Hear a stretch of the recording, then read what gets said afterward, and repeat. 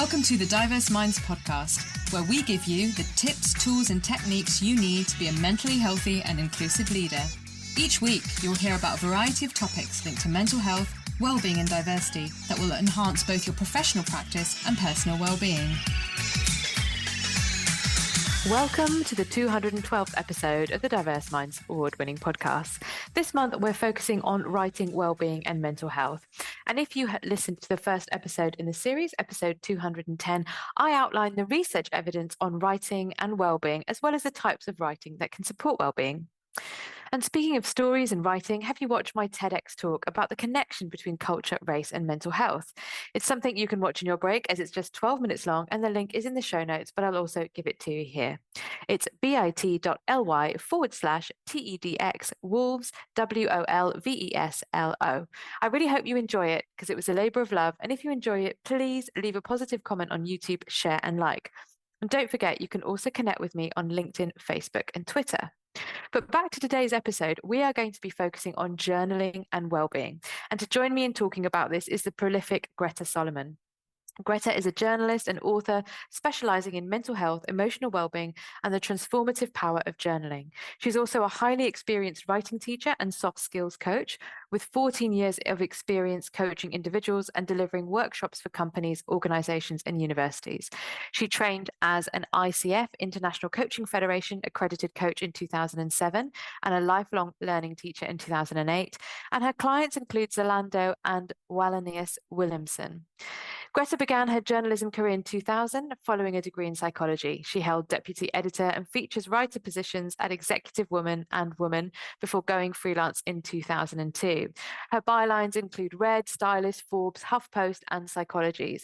And in 2009 to 10, she worked as a journalist and PR at Top 150 consultancy SE10. Greta is a published poet and songwriter and the author of Just Write It, published by McGraw-Hill in 2013, and the award-nominated Heart, Sass, and Soul, Journal Your Way to Inspiration and Happiness, published by Mango Press in 2019. Her journal healing course, Heal the Shame That Sabotages Self-Expression, is enrolling now. So do check out her website, that's gretasolomon.com, and I'll also be letting you know how you can connect with Greta during the show. So Greta, a huge welcome to the show. Thank you so much, Layla. It's a real pleasure to be here. And really exciting, because I said to you, I've been following your work for a number of years, so I am really privileged to have you on the show. And I've read out your bio and your amazing achievements, but I think it's great for listeners to hear what you're working on at the moment. So I'm actually doing a few things. I'm currently delivering a 7-week course in writing for creative self-expression. And that's a course that helps people to find and express their inner voices. And a lot of the people on that course are freelance journalists, actually, who just kind of want to put more heart and soul into what they're doing. And I'm also writing an article right now about releasing emotions from the body. So I'm doing that for a wellbeing magazine. And then I'm also kind of looking at my online course. I have a course in journal healing. It's called Heal the Shame That Sabotages Self-Expression. And that's been running for a few years as a self-study program, but I'm kind of looking at how to turn that into a book at the moment. So that's really exciting for me, as it will be hopefully my third book. I know that's really exciting. Lots of big, juicy projects, and on that, the last project you mentioned about journal healing. How did you become a journal healer? What was your journey to doing the work that you did after? You're still doing the journalism, but alongside and after journalism. Well, it's kind of been really cumulative for me. I think when I left university, I'd always wanted to be a journalist when I was a kid, and I'd always written, and I'd always written songs as well. And so creative self-expression was always there for me. And I'd had 2 staff journalism jobs. And when I went freelance, this is back in 2002, when I went freelance, that's when I started journaling. And it was kind of a way to get me through what was happening at that time, both work-wise, with navigating this new kind of freelance career, and also kind of feeling quite creatively blocked and stuck in many ways. And so at that moment, I was doing a lot of activities, such as I went to drama school in the evenings and weekends. I was doing a lot of travel writing. I was really trying to explore who I was, and the journaling kind of ran alongside all of that, and it ran alongside all the freelance writing that I was doing. But I think it wasn't really until I published Heart, Sass and Soul, Journal Your Way to Inspiration and Happiness, which came out in 2019. After I published that book, I realized that what I was actually teaching people and what I'd actually been doing for myself was journal healing. And I realized that the methods that I use are ones that really kind of excavate fear, they excavate shame and self-doubt so that you can kind of free up your capacity for joy, for inspiration, for love, for real purpose. And then I kind of realized, yeah, what I've actually been doing is journal healing. So it's kind of the title came after I'd been doing it for a number of years, many years, kind of from 20 years of journaling for myself and then teaching these methods. And so the kind of journal healing is woven into the courses that I teach in creative self-expression, but it's kind of woven into everything really, all my classes and courses and everything I do. It's kind of like a sort of a way of life in a way, and that's kind of what I teach other people as well. It is a way of being really, because it's not only that I'm a journal healer, it's kind of like you are too if you are using these practices that I use and that you're implementing them in your life. That's so helpful. I love the way you said that. It's not just me, you're a journal healer too, because you can give people the tools and techniques to embed that in their own life. Yeah, definitely. And I think sometimes we can sort of give our power away a little bit to other people, thinking that we need somebody else to come and help us. And of course, we always need help from others. We live in a community and we need help, but there's so much that you can do for yourself once you know how. Yeah, and building on that then, what does the term well-being mean to you and how does writing support that? Yeah, I think well-being is really interesting because it's really funny. On a personal level, I would never refer to well-being. I wouldn't say, is this practice giving me well-being? I'd sort of say, does this practice or does this thing or does, what I'm doing, does it make me feel good? Do I feel good in my body? Do I feel at peace? Can I just relax and be at ease? Is it safe for me in this moment to switch off and just chill out?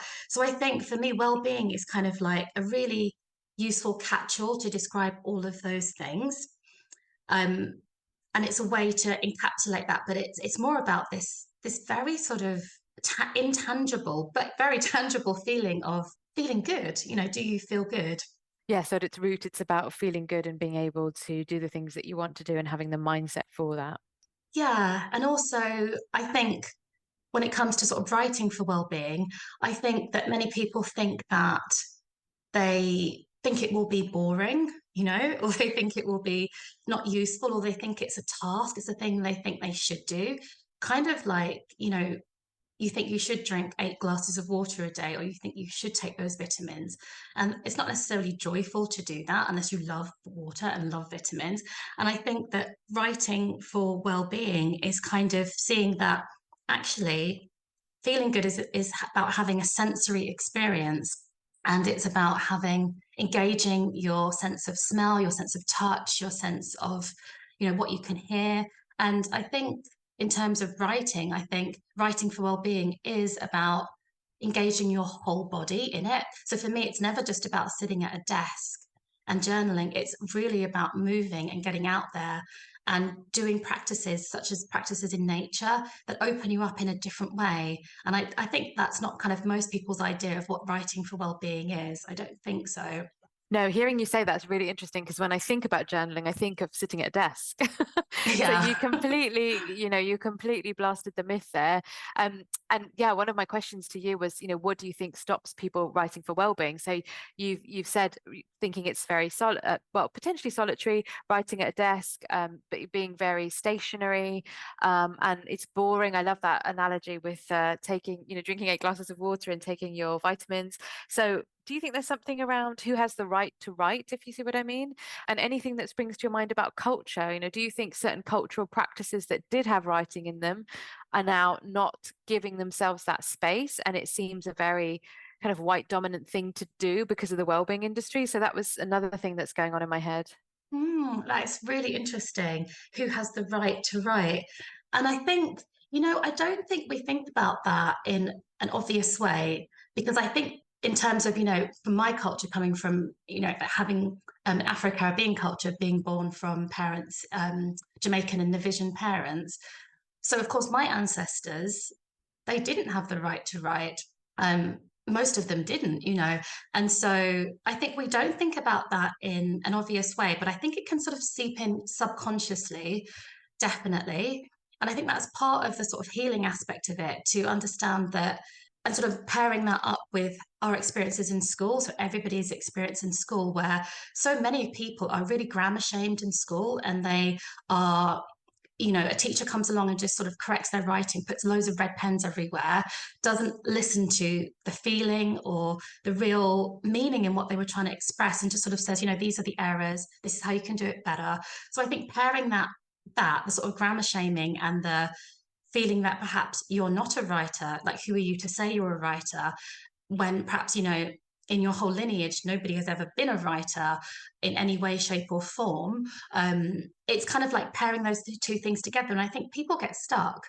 And what I see in my work a lot is that people have these very deep-seated beliefs that stop them from literally putting pen to paper. They can write an email, they can write something for work, but when it comes to actually engaging their soul and putting that on the page, that's where almost everybody flounders, no matter what culture they're from, because of the kind of society that we live in. And there are quite a few things that I do to get past that. And one really easy thing is that I really encourage people to walk and write. And it's so much fun. And you literally just, take a smartphone. You can have a pen and a piece of paper if you want, but it's much better on a smartphone. Just switch it onto airplane mode if you don't want to get distracted. And you're literally just walking, looking around, what you can see, what you can smell, getting into your body, enjoying your striding around the park or around the city, wherever you are. And then when thoughts bubble up, you just stop and write them down, literally. Or you can set out with an intention of thinking, I want to work through a problem, or I want to think about something that's bothering me, or I've got a piece of work I really want to just, chew my way through. And you just set out with that intention if you choose, and you just write, stop and write, stop and write. And it's one of the most fruitful journaling practices you can do, because it just frees you up. And you find that you've written a lot of amazing things that would never have come up otherwise. And then when you can see them on the page or on the screen, you can then sort of feed that back to yourself. So it becomes this amazing loop that you start to think, yes, I'm a writer, I have things to say, I matter, my thoughts are important, and you're constantly reinforcing that to yourself. And that really does just makes a big difference to how you feel in yourself and in your life. That is so helpful, so practical. And so, I completely agree with your points about how people are grammar shamed at school, and the whole concept of there's one right way, because the curriculum says there's one right way and there's one voice, that a predominant style, and that style is in a particular voice. So yes, so many people get curtailed and put off. And I'm also thinking about people who are dyslexic, who may have been put in a box and pigeonholed, and how there can be a lot of shame associated with writing, can't there? Definitely. And there was one person who had dyslexia who read actually my first book. My first book is called Just Write It. And the testimony she gave me was so powerful. That book contained a lot of object writing, where you take an object and you look at it with your seven senses, what you can see, hear, touch, taste, smell, the feeling of the object and the movement. And you do short bursts of writing using that technique. And she said to me that after she had read the book, after she'd done the exercises, she just didn't care anymore. And that she was able to just write. It's almost like it wasn't the dyslexia that was stopping her. It was all the other stuff, all the chatter, all the wrong beliefs about herself that she had ingested and taken on as true. And yeah, there's kind of a freeing up process that needs to happen. And then when you look at it as an entire freeing up process of your whole body, of your mind, of the way you are, of not being afraid to just write, and not being afraid if it's gobbledygook, not being afraid if the grammar is all wrong. Grammar is just a construct that helps us all to understand each other when we share pieces of writing. But if you're writing for yourself, you don't need that construct. You just need to put the things on the page. And I think, for the lady who had dyslexia and for everybody else, it's kind of like you're writing for yourself, and that's all that matters. And it's kind of like, you can accept that what you're expressing is what you need to express. There's nothing more to be said about that. That is the beauty of it. That's the end goal, if you see what I mean. There is no red mark to come. There is no A star to go for. There is nothing to achieve. It is just what it is. Yes, it's so freeing for those reasons, isn't it? And it's about the releasing of the shame, the toxicity, the self-deprecation. And so hopefully once people have gotten the barriers out of the way, often another barrier can be time. So what do you think individuals can do personally to incorporate journaling into their own schedules, particularly with the the walk and write technique? Yes. So I think the first thing I think is to kind of have a little mindset shift where you start looking at all the times you have in between things that you're doing in your life and sort of looking at that as real golden time. That's golden journaling time. So I think, if you have 5 minutes in the car, if you're between appointments or something, that 5 minutes is a time to whip out your phone. In terms of walking and writing, if you're walking to the bus, you're walking to the shop, you're walking to, your office, that is your golden time for journaling. When you think of it like that, when you think of all the little pockets of time, when you're cooking dinner, when you're putting the oven on and you're waiting for that to heat up, but you haven't quite yet prepared something and you've got, a few minutes, there's this great sort of opportunity in all the everyday moments of life to just start writing. And those everyday moments of life are so rich because a lot of the time we're in our right brain, when we're driving, when we're showering, when we're running, when we're walking, those are all very right brain activities that get us out of the thinking left brain. So it's funny because we think that, we've got to sit down at a desk and write, but then that's a very linear process to do that. If we're then writing on the hop, on the go, we're accessing the right brain, which is where all the great ideas live, those aha moments, the insights, and all the things that actually, could really move your life forward. They're found there, they're found in life. So it's kind of like, if someone thinks they don't have enough time to journal, then kind of that's ideal in a way to get you started. Because once you start getting those small moments and using them, and you start to see the transformation that's happening, then you start to think to yourself, well, actually, I think I will actually set aside 30 minutes. I think I see the benefit of this. I'm going to real carve out, a 30-minute time, tell everybody that I'm busy, that I need this golden time for myself. And then you can start to use that as a practice for yourself. So I think it just first involves that first small mindset shift that it's worth doing. It's worth grabbing those small moments in your life. And that's what it is, isn't it? Life's all about those small moments where we can make quite seismic shifts for our own well-being. So I think thank you so much. It's very practical and insightful. And there's something very spiritual about that, I think. So Greta, you're an incredibly busy person, you're a parent, and I'm guessing one of the answers might be journaling, but how do you look after your own mental health? What are your top 3 tips that you'd like to share with listeners? So I think the first thing that I've learned over my entire life is that the most important thing for me, and I don't know if this is for everybody, I assume it's for most humans, is that I need to move the energy in my body and out of my body and not become stagnant. So for me, walking, I've already said the walking is one of the easiest ways to do that, move energy, to just loosen up what's inside you and sort of release emotions. Another thing that I absolutely love is Qigong. So I do a Qigong practice. Sometimes I do it every day. Sometimes it's sort of 5 times a week. It just depends. But I have like a sort of 20-minute Qigong practice that changes all the time because I follow a teacher, Stephen Washington, who does loads of different routines. So I'm constantly doing different movements. And that is such an easy way of doing less, because the whole sort of premise of Qigong is to do less to do more. So it's all about relaxing, doing these slow movements and just moving the energy again. And I think, of course, journaling as well, which is so second nature to me. I will journal every day and not in the kind of ways I've described. It's not formal or forced. It just comes out, and wherever it comes, there it is, kind of thing.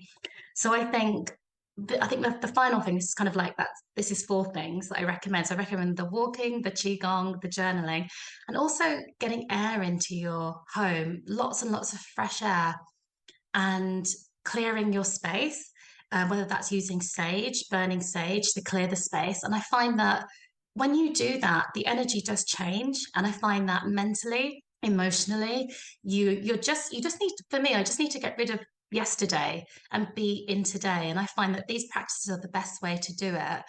And of course, there are always things from the past, which you can't just get rid of in a day.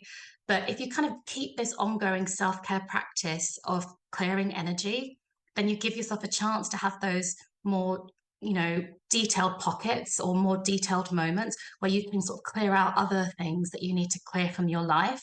And then that would kind of be how other practices come in, therapeutic practices, more intense journaling and that kind of thing.